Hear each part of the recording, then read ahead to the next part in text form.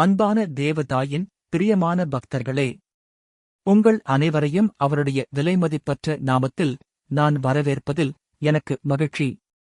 அவருக்கான இந்த பக்திதான் இந்த கிரகத்தில் நாம் வாழ மிகவும் அமைதியான ஒரு இடமாக வைத்திருந்தது.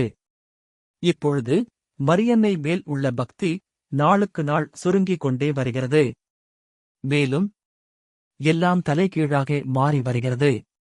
போர்கள், இயற்கை அழிவுகள் மற்றும் எல்லா தீமைகளும் உலகத்தை அழித்தது கொண்டிருக்கிறது. இவற்றை எல்லாம் கண்கூடாக நாம் காண்கின்றோம். கடவுள் நம்மை ஆட்சி செய்ய தலைவர்களை நமக்கு கொடுத்துள்ளார்.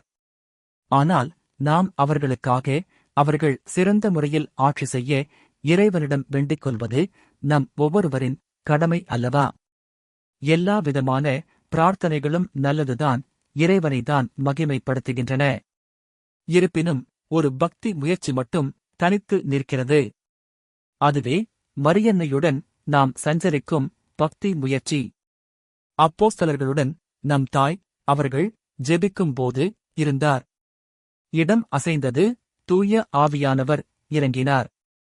பரிசுத்த திருசபை உண்டாக்கப்பட்டது. நம் அன்பு தாய் கடவுளுக்கு தன்னை முழுவதுமாக அர்ப்பணித்தவர் மற்றும் முழு மனதுடன் கடவுளின் விருப்பத்திற்கு தன்னை ஒப்புக் கொடுத்தவர்.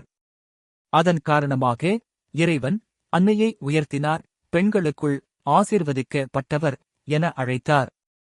அது மட்டும் அல்ல, தன் ஒரே பெயரான குமாரனை சுமக்கவும், இந்த உலகத்திற்கு அந்த உலக இரட்சகரை வெளிப்படுத்தவும் சிலுவையில் கீழ் நின்று அந்த கோரக் காட்சியைக் கண்டு வியகுலம் அடையும் இறைவன் சித்தமாயினார்.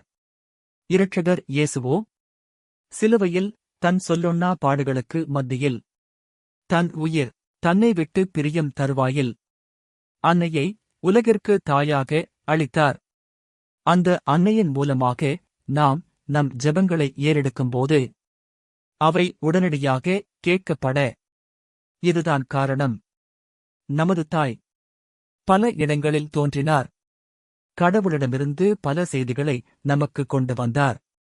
அநேக இடங்களில் தோன்றவும் செய்கிறார். இவையே மரியன்னையின் மேல் நமக்குள்ள பக்தி மிகவும் சக்தி வாய்ந்ததாக மாற்றுகிறது. மற்ற பிரார்த்தனைகள் அல்லது பக்தி முயற்சிகள் நல்லதுதான். கடவுள் இதயங்களை பார்க்கிறவர், அதற்கேற்ப எல்லோரையும் ஆசீர்வதிக்கிறார்.